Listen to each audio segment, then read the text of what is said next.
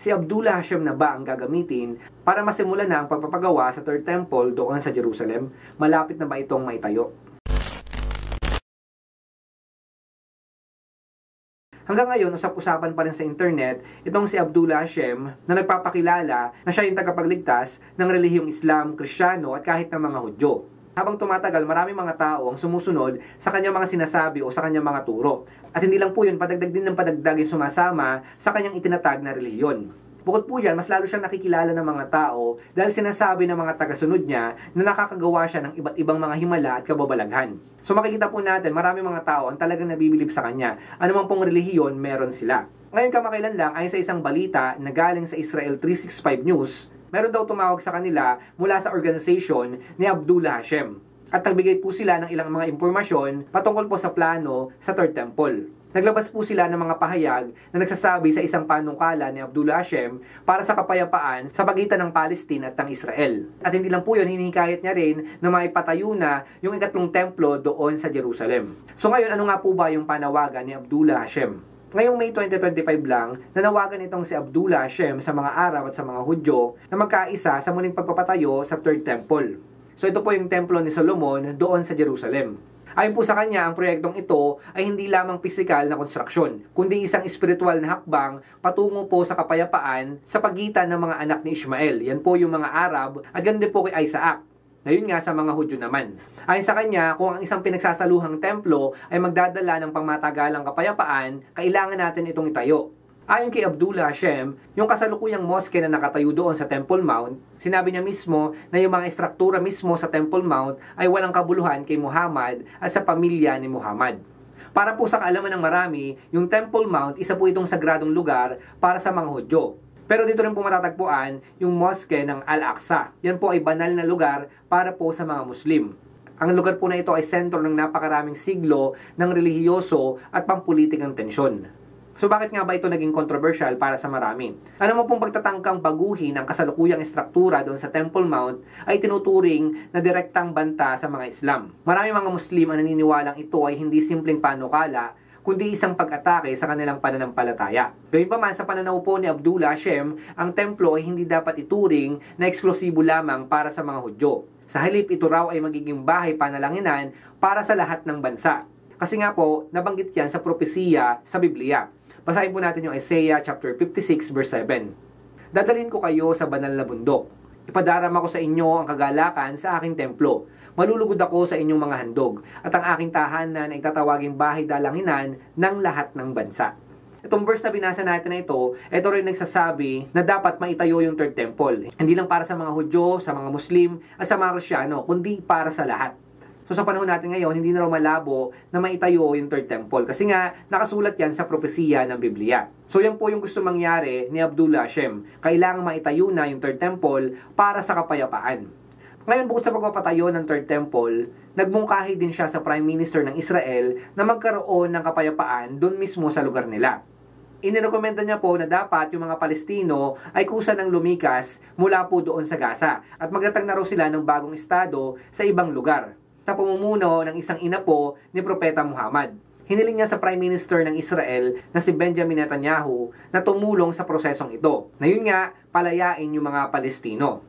Ngayon maraming iba't ibang mga reaksyon at pananaw yung mga tao patungkol dito sa sinasabi o panukala ni Abdullah Hashem. Ayon sa kanyang mga taga-suporta, isa raw itong magandang hakbang para sa kapayapaan. Ang ilan sinasabi nila, ito ay pagkakaisang espiritual sa ilalim ng isang proyekto na posibleng makapawi ng matagal ng alitan. Ayon sa kanila, ang muling pagpapatayo ng Third Temple ay maaaring simbolo ng bagong simula. So para sa kanila, magaganda ang lahat ng sinabi ni Abdullah Hashem. Para raw ito sa ikabubuti ng ating mundo. Sabi naman ng mga kritiko, mapanganib at delikado yung mga panukala na sinasabi niya. Ang pagpapatayo ng Third Temple ay posibleng magbunga ng malawakang digmaang pangrelihiyon. Ang mga mungkahi niya naman na pagpapaalis sa mga Palestino ay lumalabag sa kanilang dignidad at karapatan. Para sa ilan, ang kanyang mga perspektibo at mga aral ay labas sa mainstream Islam at hindi kinikilala ng karamihang mga Muslim, Hudyo o kahit ng mga Kristiyano. Para sa ilang mga relihiyon, ito po yung paniniwala patungkol sa itatayong Third Temple at patungkol sa Mahdi. Para sa mga Islam, ang Mahdi ay inaasahang lilitaw kasabay ng ating Panginoong Sukristo upang lumaban sa kasamaan. Ngunit ang turo ni Abdullah Hashem ay hindi tugma sa tradisyonal na Islam. Para naman sa mga Hudyo, ang ikatong templo ay kaugnay ng pagdating ng kanilang Mesyas. Hindi po yan yung ating Panginoong Kristo. Para sa kanila, hindi kailanman magiging bahagi ng tradisyon na makilahok yung Muslim sa pagpapatayo ng Third Temple. Para naman sa mga Kristiyano, may ilang naniniwala na yung muling pagpapatayo ng Third Temple ay bahagi ng huling panahon, bago ang pagbabalik ng ating Panginoong Kristo.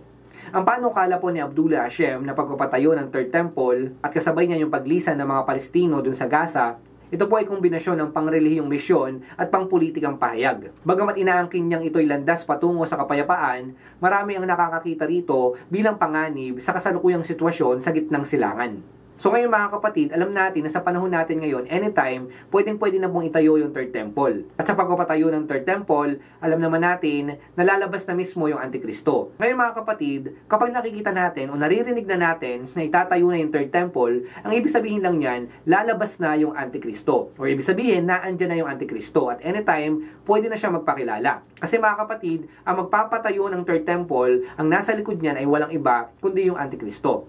Pero tandaan niyo po mga kapatid, hindi porket nagsuggest itong si Abdullah Hashem na ipatayo na yung Third Temple at itigil na yung kaguluhan sa Israel, siya na po yung Antikristo. Tulad nga po ng mga sinabi ko sa inyo sa nakarang video patungkol sa kanya, hindi po siya yung Antikristo. Malayo po siya sa pinapaliwanag ng Biblia patungkol doon sa halimaw o sa Antikristo na lalabas sa mga huling araw, lalo na nga pagdating ng tribulation. Tulad nga po ng sabi ko sa inyo, yung Antikristo, siya mismo yung magpapatayo ng Third Temple. Pero itong si Abdullah Hashem, ang ginagawa niya lamang po ay suggestion o mga mungkahi para ipatayo yung Third Temple. So ibig sabihin yung pagpapatayo ng Third Temple, ito ay request niya lamang sa Prime Minister at sa mga taong involved dito. Ang pinagkaiba niya sa Antikristo, yung Antikristo na mismo, yung magpapatayo sa Third Temple. Hindi niya na po kailangan humingi ng request o kaya man magmungkahi. May tatayo niya po yung Third Temple sa pamamagitan ng kanyang kapangyarihan. So hindi po suggestion yung gagawin niya tulad nitong si Abdullah Hashem. Ang hintayin po natin ngayon, hindi yung nagmumungkahi na ipatayo yung Third Temple. Kasi mga kapatid, noon pa man, yung mga nagsasuggest na talaga na itayo na yung Third Temple, lalo na nga sa mga Hudyo. Inaasahan po talaga ng mga Hudyo na meron Third Temple na itatayo. Ganun din po yung mga Kristiyano. Kaya marami ang nagmumungkahi at nagsasabi na kailangan maipatayo na to sa panahon natin ngayon. At isa na nga po dyan, si Abdullah Hashem. Siya po ay nagsasuggest lamang. Hindi po siya mismo yung magtatayo doon sa Third Temple. Ngayon, bagamat hindi pa siya yung magpapatayo sa Third Temple, ang alam po natin, malapit na yan itayo. At bilang na lang po yung mga oras o araw para maipatayo yung Third Temple. Kaya dapat maghanda na po tayo kasi nga, buhay na po yung Antikristo. At nagpaplano na rin talaga yan sa pagpapatayo ng Third Temple. Kasi mga kapatid, tandaan nyo po, once na lumabas na yung Antikristo at maitayo na yung Third Temple, magsisimula na yung 7 taong paghihirap sa mundo na ito. Yan po yung tribulation. Pero syempre mga kapatid, hindi lang matatapos doon. Sa pamamagitan ng Antikristo, ng Third Temple at ng Tribulation, yan din po yung magbibigay sa atin ng pag-asa na yung ating Panginoong Kristo, babalik na po siya at kukunin tayo sa mundo na ito. At kapag bumalik na siya, isasama na po tayo ng Diyos kung saan siya nandoon at makakapiling na natin siya magpakailanman.